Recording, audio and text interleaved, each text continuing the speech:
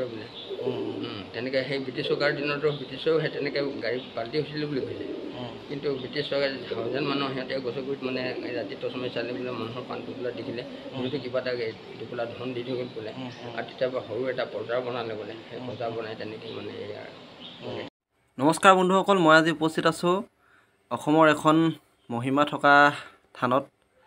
থানখন আছে তিনিচুকীয়া জিলাৰ শদিয়াৰ 115 নং ৰাষ্ট্ৰীয় ঘাইপথৰ কাষতেই এই ঠাইখন অৱস্থিত আৰু এই ঠাইখনৰ যথেষ্ট মহিমা থকাৰ কথা মই শুনি আহিছিলোঁ।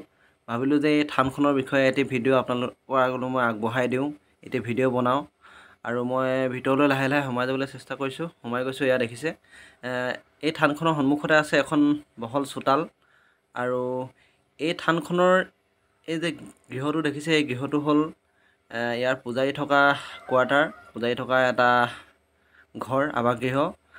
এই থানখন ইমান ধুনীয়াকৈ চাফ চিকুণকৈ ৰাখিছে, আপোনালোকে দেখিছে।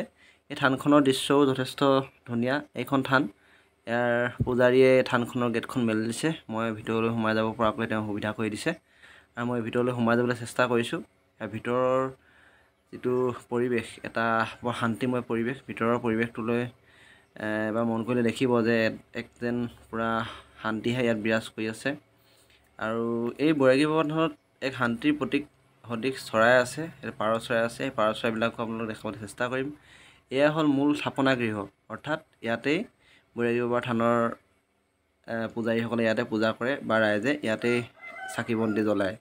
এয়া থানৰ এয়া থাপনা গৃহটো খুলি দিছে, দেখিছে। থাপনাখন ধুনীয়াকৈ থাপনা সজাই ৰখা হৈছে।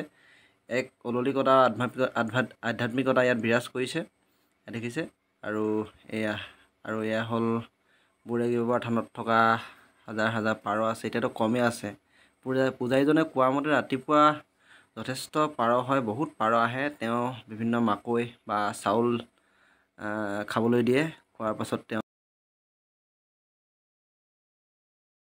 শদিয়াৰ বৈৰাগী বাবা থানৰ বিষয়ে আপোনাৰ পৰা কিছু কথা জানিব বিচাৰিছোঁ।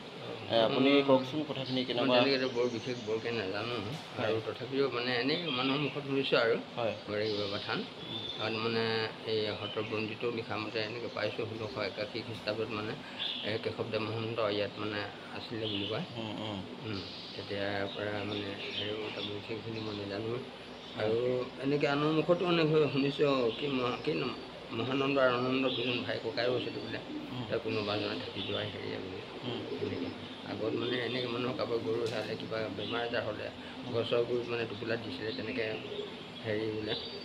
তাৰপিছত আকৌ এনেকৈ মানে মানে ধৰক আজি গছৰ গুৰিত টোপোলাটো দিলে মানে গৰু হেৰালে মানে পায় আৰু গৰু হেৰালে কিবা হয় তেনেকৈ মানে পুজি আছিল বোলে। আগত মানে এইফালে গাড়ী ৰাস্তাবোৰ কাষেদি মানে এই গাড়ী ঘোঁৰা গ'লে বোলে হৰ্ণ নিদিলে গাড়ীও পৰে বোলে।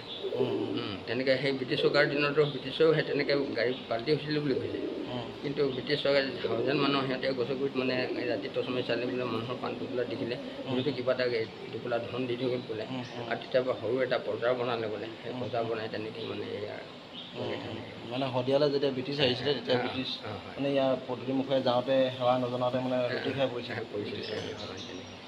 ধন্যবাদ জনালোঁ।